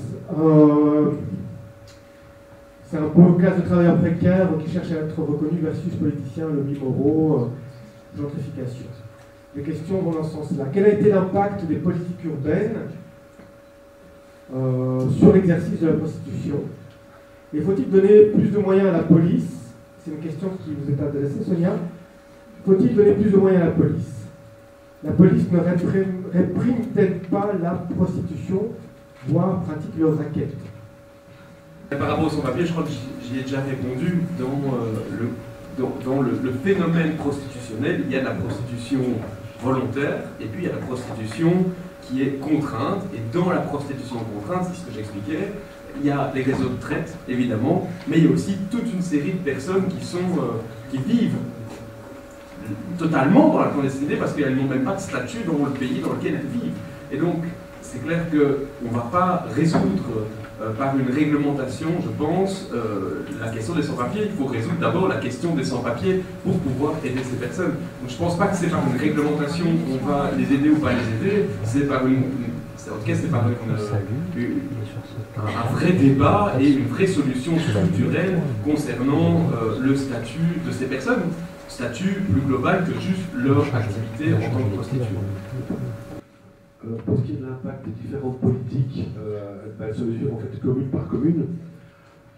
Force est de constater quand même que les communes qui sont dirigées par le Parti socialiste sont celles qui, à nos yeux, gèrent le plus mal cette question de la prostitution. Voilà, je ne sais pas si vous faites des avis, mais prenons l'exemple de Liège où M. de Meyer, du jour au lendemain, a fait fermer toutes les petites vitrines du centre historique de prostitution, les carrés, mais liégeois, sous prétexte que ça amenait de la toxicomanie, pour juste après ouvrir le centre Tadam, qui est un centre de délivrance, etc. Bon, voilà. Monsieur Magnette à Charleroi, qui déloge des prostituées de rue du triangle historique pour les rejeter vers un pont sur l'autoroute, où là même les travailleurs sociaux de Charleroi hésitaient à aller tellement c'était insécurisant. Bon, parce qu'il y a le rive gauche, l'espèce de super centre commercial qui ouvre. Quand on voit M. Kir qui ne dit pas tel quel, mais qui prend mesure sur mesure sur mesure pour soit décourager l'exercice de la prostitution ou faire fermer les vitrines en rachetant les maisons du quartier. Quand on voit M. Claus qui décide finalement de chasser des rues du centre du quartier Imbral et des filles qui travaillent en rue sans proposer aucune autre alternative, parce que c'est un peu ça finalement le reproche qu'on aimait, c'est je peux entendre qu'il n'ait plus envie d'avoir une présence de la prostitution dans ces rues-là, on peut l'entendre, mais on parle de gens qui n'ont que ces moyens-là pour subvenir à leurs besoins, donc qu'est-ce qu'on en fait? Ça reste quand même des êtres humains. Et les seuls avec qui nous ça se passe plus ou moins bien, c'est la commune de Scarbeck, avec M. Clafailly, qui a un discours très pragmatique, qui dit voilà, moi il y a la rue Pascotte, il y a les parties des vitrines, elles sont là, on ne va pas pouvoir les enlever, donc qu'est-ce qu'on fait, qu'est-ce qu'on peut mettre en place pour que ça se passe le mieux possible, et à la fois pour elles, et à la fois pour les riverains. Donc ça c'est l'exemple d'une politique en fait, j'ai envie de dire, un peu de consultation, et surtout, oui, réellement dans ce qu'il met en place, il tient compte de la vie des personnes prostituées et des associations. Et d'ailleurs, il y a des réunions qui sont prévues tous les 3 mois d'évaluation, et éventuellement on corrige le tir sur certaines choses.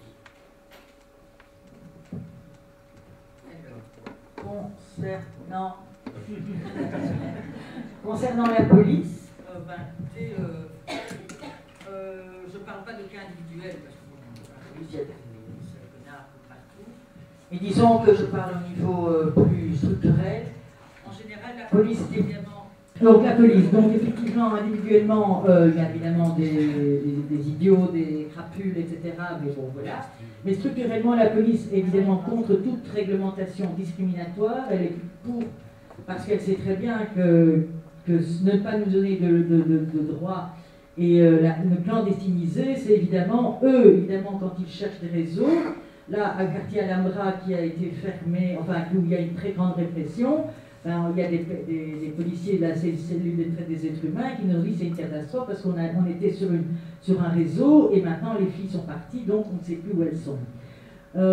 Donc en général, la police, ils sont effectivement avec nous malheureusement, excuse-moi Julien, ils font ce que les politiques leur demandent de faire, puisque bon, ils obéissent au bourgmestre de leur commune, et malheureusement, ben, moi je sais que tu as été témoin aussi, les policiers qui œuvrent à Alhambra, ben, ils ne sont pas très ravis de devoir faire la chasse aux clients, la chasse aux putes, ils ont vraiment autre chose à faire, et même en France, hein, parce qu'il faut bien, s'il n'y a que 30 filles, 30, je ne sais pas combien il y a, je crois qu'en 2 ans, il y a la pénalisation des clients, je crois qu'il y a 200 clients qui ont été punis, parce qu'il faut quand même vous dire qu'en général, les clients, ce sont des clients des filles précaires de rue. Hein.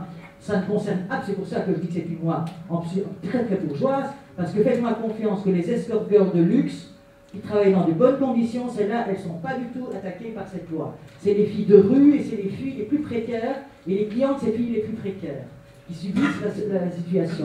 Donc voilà, voilà. Le problème, c'est les missions qui sont différentes. Donc, tout ce qui est police fédérale ou police traite des êtres humains, elles vont œuvrer justement au démantèlement des réseaux, à la lutte contre la traite.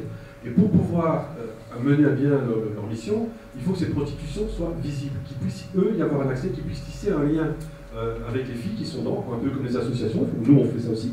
Je veux dire, si on a accès aux filles, ben, on peut discuter voilà, le lien.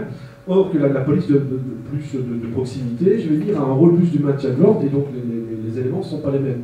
Ce qui crée aussi beaucoup de confusion chez les filles, qui finalement voient dans le policier en uniforme un ennemi potentiellement qui va venir la gêner, et ceux en civil pas, mais donc c'est toujours compliqué de faire la part des choses, et malheureusement ça pousse aussi à une augmentation de la violence, parce qu'on a beaucoup de personnes qui ont peur d'appeler la police, de peur d'être mal reçues parce qu'elles ne sont pas dans des papiers.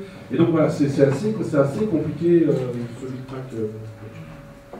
Qu'en est-il de la prostitution estudiantine?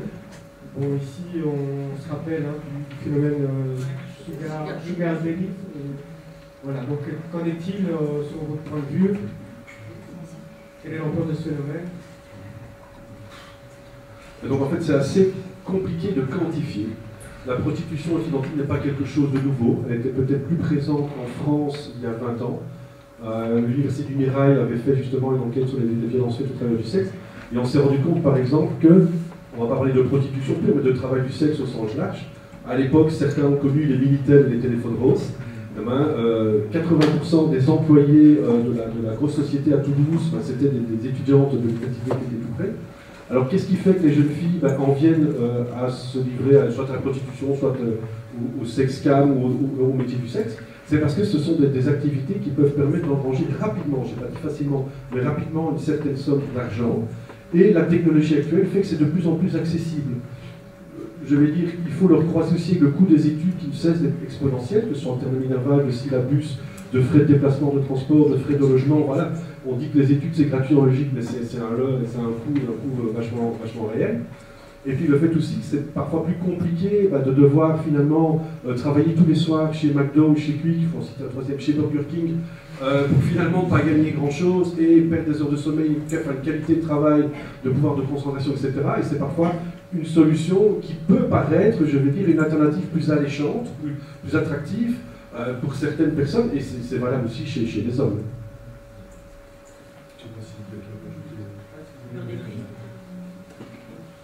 À nouveau, je pense que on pense que le problème c'est la prostitution, je pense que le problème est avant la prostitution. Donc quand on parle en effet d'accessibilité aux études, d'accessibilité au logement étudiant, d'accessibilité au job étudiant, les problèmes ils sont là. Alors évidemment c'est plus simple de taper sur le phénomène prostitutionnel que de taper sur les vrais problèmes. Et les vrais problèmes, à fortiori à Bruxelles, c'est l'accessibilité à un logement, c'est en effet l'accessibilité des études, c'est pas gratuit, on a de la chance de ne pas être aux États-Unis ou en Angleterre, mais c'est pas gratuit non plus. Alors après, je suis sorti de l'université il y a quelques années et j'ai été confronté à plusieurs personnes qui, d'une manière ou d'une autre, en effet, étaient rentrées dans ce milieu-là. Et après, c'était jamais de force. Et je sais qu'il y en a certains, je le dis toujours, des gens qui le font volontairement, consciemment, et d'autres qui sont forcés. Et c'est vrai que l'argument qui était souvent mis en avant, c'était « j'ai pas envie de travailler au Deleuze pendant 8 heures par jour et je préfère faire une passe durant une soirée, ce qui me paye la même chose que travailler au Deleuze pendant une semaine. » Voilà, c'est un argument, et est-ce que c'est un problème en tant que tel? Je pense pas. Le problème, il est de nouveau dans les réels problèmes d'accessibilité au logement, aux études et à des jobs qui rémunèrent dignement. Bonjour, merci beaucoup pour toutes ces explications, c'est très éclairant. Il y a un truc qui m'embête, mais je ne sais pas comment le formuler, je ne sais pas comment le questionner. Je trouve qu'on ne parle absolument pas finalement de ce système peut-être patriarcal qui, depuis la nuit des temps, a quand même positionné les femmes, objectivé sans doute plus les femmes, etc. Et comment dans ce débat aujourd'hui, je trouve qu'on n'en parle pas du tout, et ça m'embête un peu, parce que comment derrière... Peut-être que la réglementation, pour moi, elle serait peut-être une première solution. Enfin, je ne suis pas travailleuse, c'est pas à moi de le dire. Dans quelle mesure cette première solution ne pourrait pas devenir, pour l'avenir, peut-être l'abolition pour 90% des femmes pour qui ce n'est pas un choix, quoi. Enfin, je trouve que la question, en tout cas, du patriarcat et de la domination masculine ne rentre pas du tout dans le débat. Et je me demande, voilà, est-ce qu'il y a qu'un impact? Est-ce qu'on ne va pas l'intégrer? Je ne sais pas si vous comprenez. C'est là que je suis embêtée de ne pas entendre parler de cette domination masculine, et mais je ne sais pas comment l'intégrer dans le débat. Donc, je pose la question, je ne sais pas si vous pouvez répondre sur ma drôle d'intervention, mais voilà. C'est intéressant.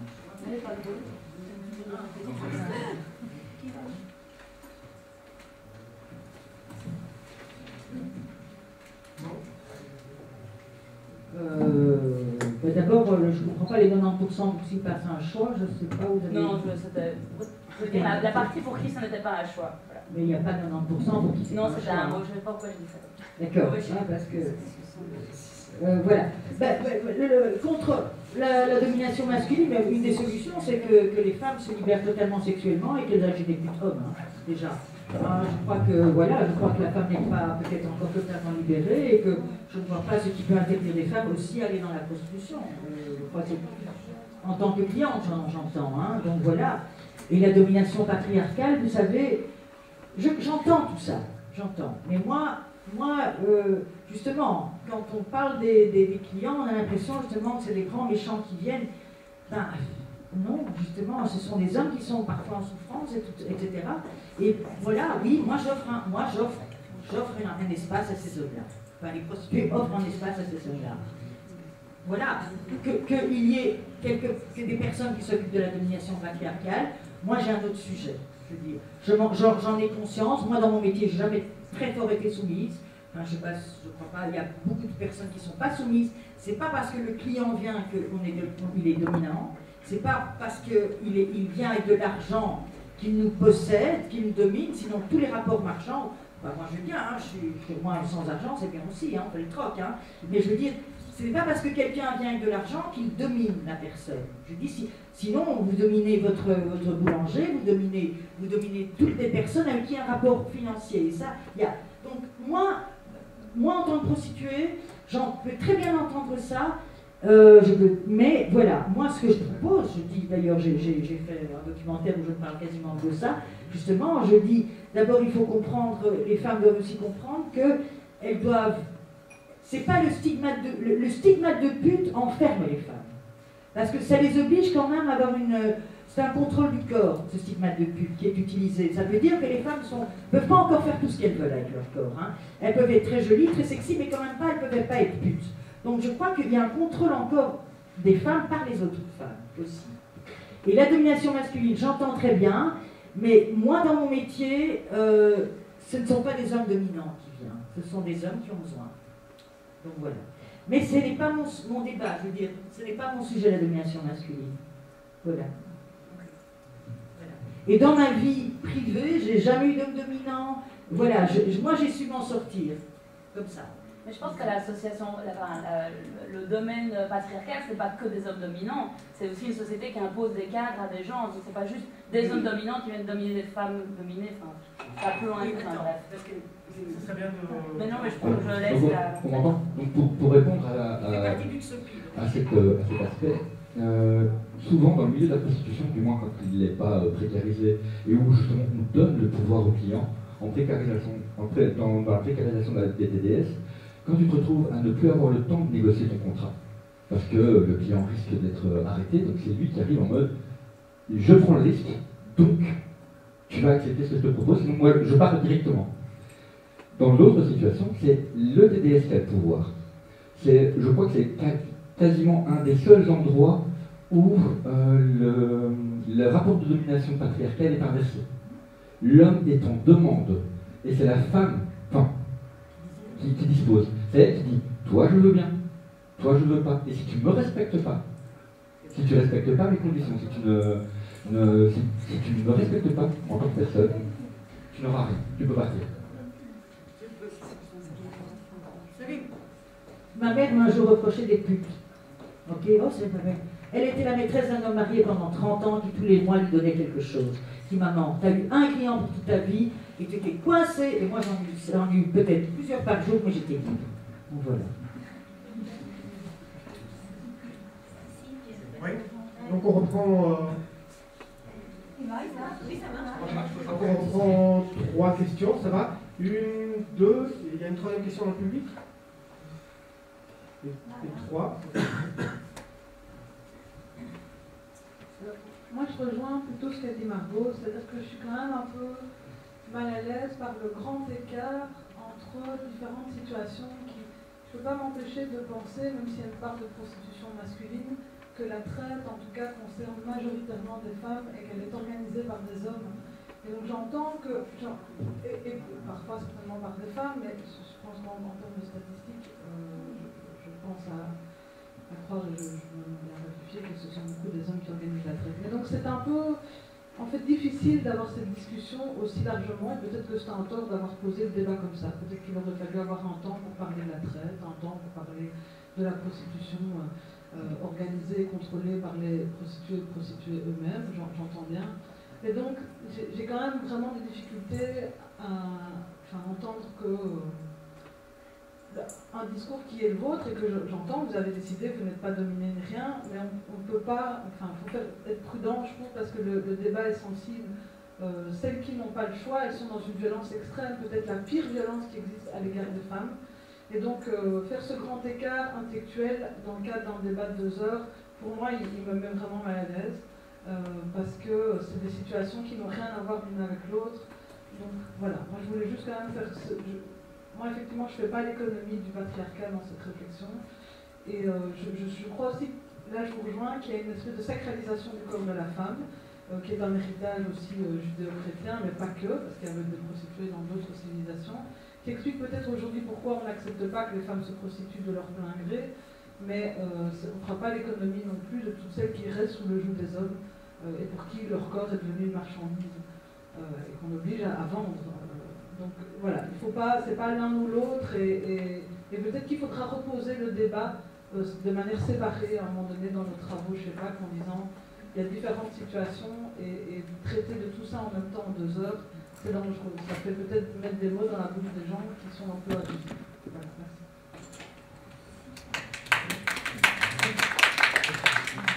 Moi, je voulais juste avoir votre sentiment sur une question un petit peu décalée, et ne prenez pas ça comme une boutade. C'est le thème de la prostitution et des nouvelles technologies. Pourquoi est-ce que je vous dis ça? C'est parce que j'ai lu une information, que vous me confirmerez ou pas, qu'à Houston, capitale du Texas, le maire de la ville a fait fermer un Eros Center qui était composé de prostituées robots et qui a eu beaucoup de succès. Et puis, pour des raisons morales, la très chrétienne Amérique profonde a décidé de fermer cet établissement. Et donc, je voulais un petit peu avoir votre sentiment par rapport à ça, qui a l'air d'être un processus qui commence à émerger de manière sans doute extrêmement minimaliste, mais est-ce que pour satisfaire certains besoins de certaines personnes sans passer par une forme d'asservissement et d'aliénation et de domination, est-ce qu'il n'y a pas là, peut-être que ma question est tout à fait absurde, mais est-ce qu'il n'y a pas là une porte, je dirais, qui en tout cas aurait pour bienfait de diminuer la souffrance? On prend la troisième. Oui, bon, c'est dommage que le troisième de la bande soit parti, parce qu'à un moment il a lancé quelque chose que je trouve quand même très fort, interpellant, c'est-à-dire cette espèce d'idée de diplôme de prostitution, et du coup j'aimerais bien vous entendre là-dessus et savoir un peu ce que ça vous... Enfin, ce que vous en pensez, quoi. Voilà.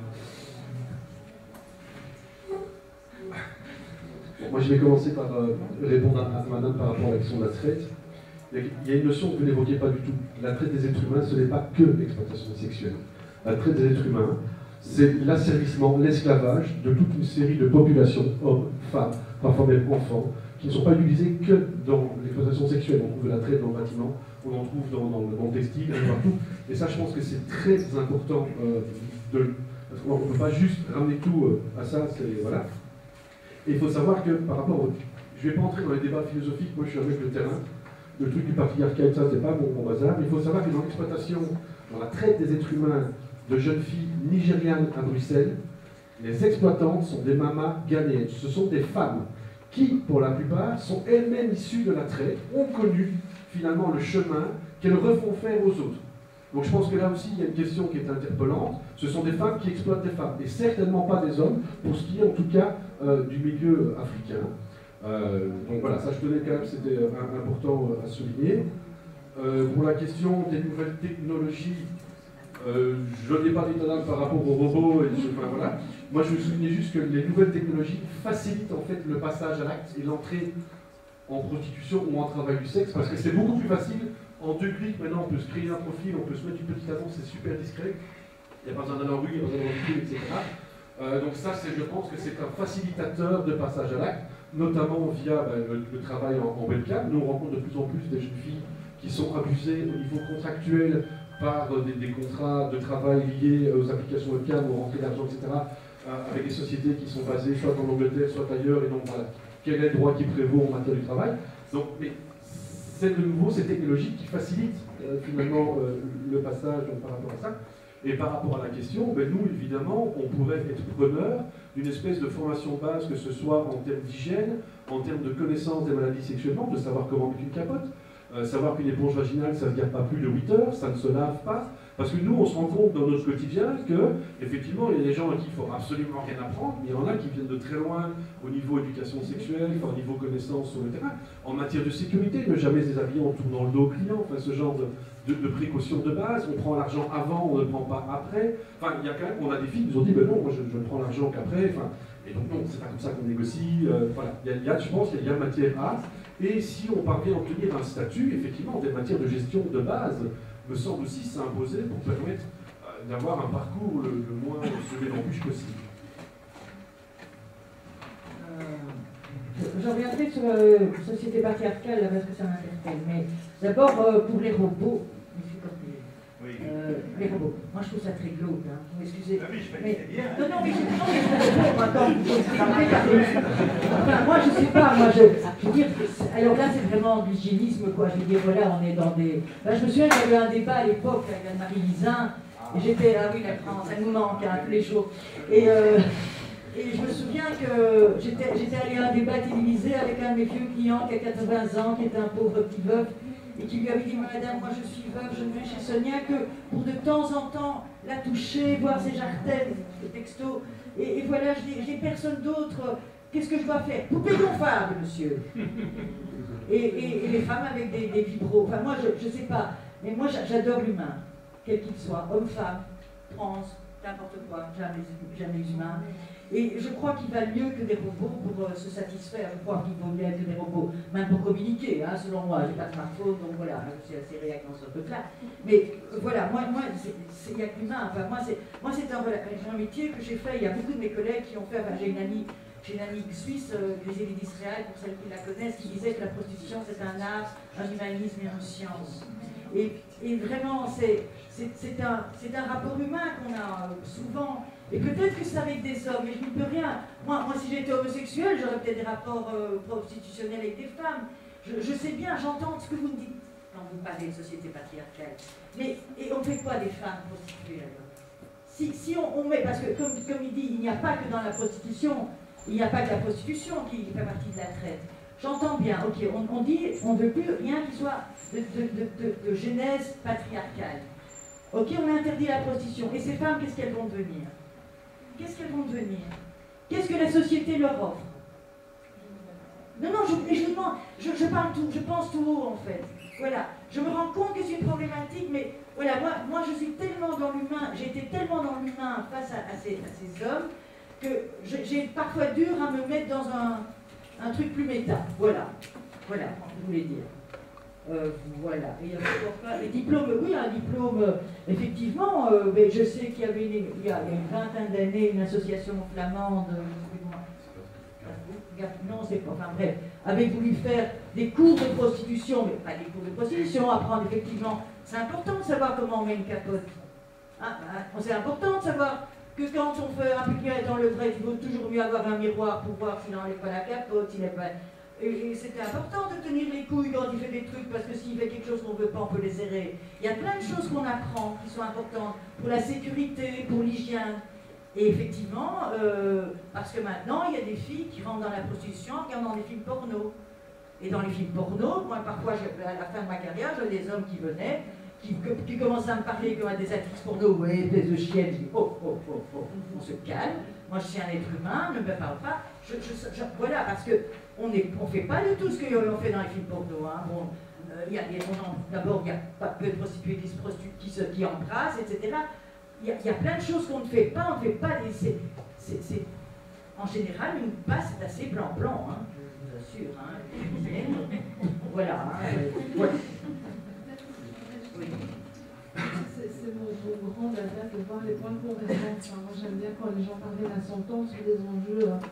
Mais je voudrais peut-être revenir sur ce que vous mettez en avant autour de ce qui qui pourrait être, entre guillemets, utile aux prostituées, aux personnes qui se prostituent pour se protéger dans l'exercice de leur métier. Et donc là, effectivement, il y a quand même un accord sur le fait qu'il faut que les personnes qui consentent sachent comment se protéger et puis comment assurer au mieux la protection et la sortie de prostitution des personnes qui n'y consentent pas. Donc là, je crois qu'il y a quand même une convergence.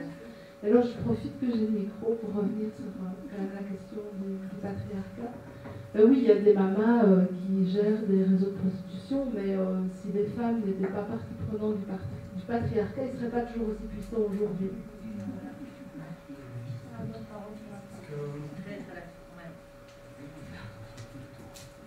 Il est moins 5, alors je vous propose de reprendre trois questions et priorité à ceux qui n'ont pas encore parlé. Voilà.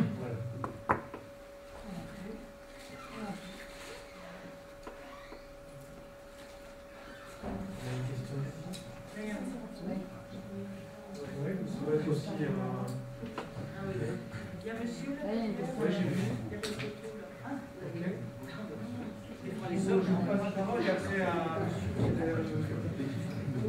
Je voulais juste réagir par rapport à ce que vous venez de dire sur les mamans qui exploitent le soldat et de ne pas tomber non plus sur le patriarcat, parce qu'il y a beaucoup de mamans africaines qui se sont libérées du patriarcat et cet argent qu'elles prennent sur des filles, ce n'est pas pour le redonner à d'autres hommes, c'est pour bâtir des immeubles au Nigeria ou en Afrique, c'est pour devenir des femmes puissantes et ce n'est pas pour les hommes.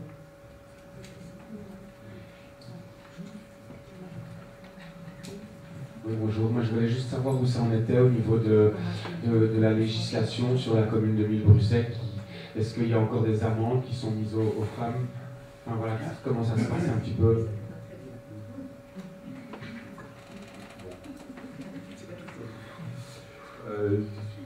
Je ne vous vois pas, mais vous m'entendez? Donc la situation actuelle, c'est que le règlement est toujours en vigueur. Alors ce règlement, il est contestable dans la mesure où il transforme une infraction pénale en infraction de police.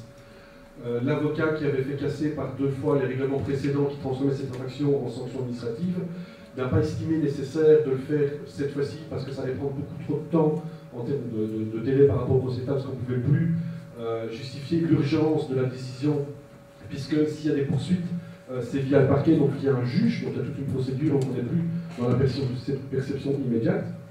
Donc, ce qui s'est passé, c'est que sous couvert d'un accord avec le procureur, des poursuites ont été entamées. Donc, des filles ont été arrêtées dans la rue. Alors, je tiens à le dire de manière arbitraire, puisqu'elles n'étaient pas prises en flagrant délit de racolage, qui est au final l'infraction qui est prévue par la loi en police. Simplement, elles étaient identifiées comme étant des prostituées ou elles sortaient d'un hôtel, donc on pouvait présupposer qu'il y avait forcément eu racolage avant, alors qu'elles pourraient très bien travailler par téléphone. Enfin, on ne va pas entrer dans les détails techniques.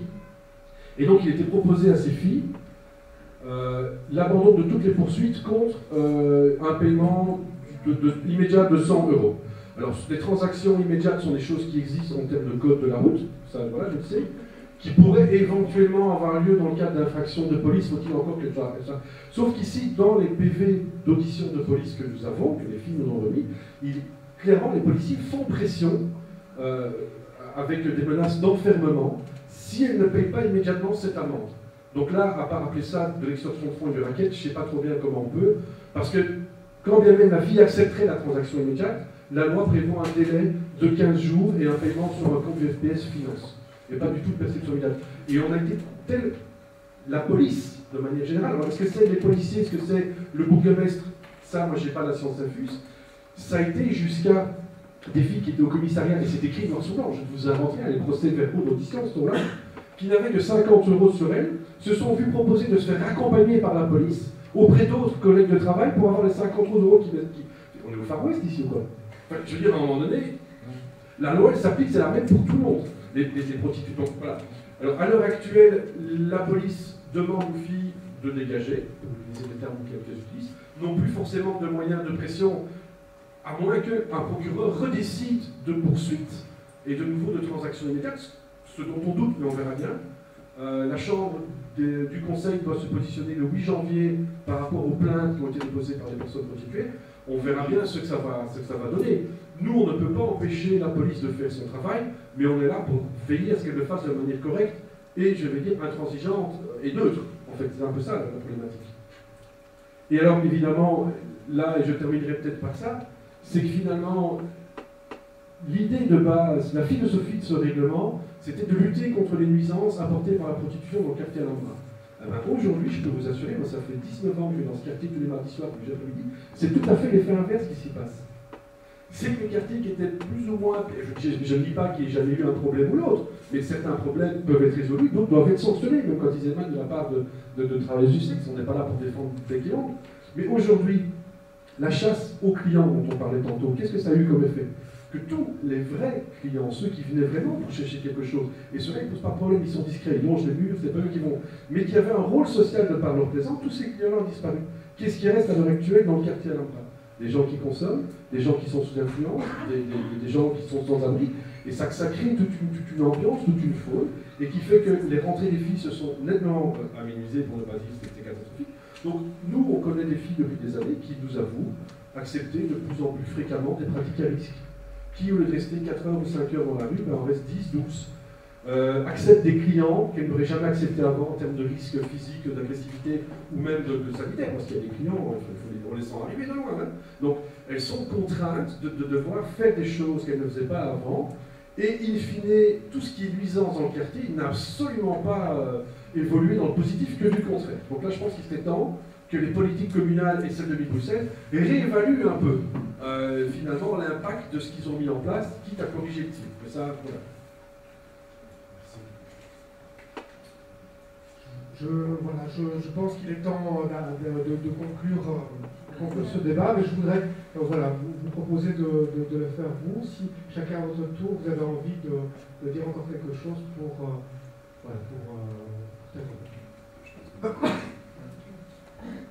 Alors je voudrais vous dire qu'en fait on n'a pas le choix entre un monde avec ou sans prostitution, mais le choix entre un monde avec une prostitution légale ou illégale, parce que même si elle est interdite, elle continuera d'exister. Le problème, ce sera dans quelles conditions.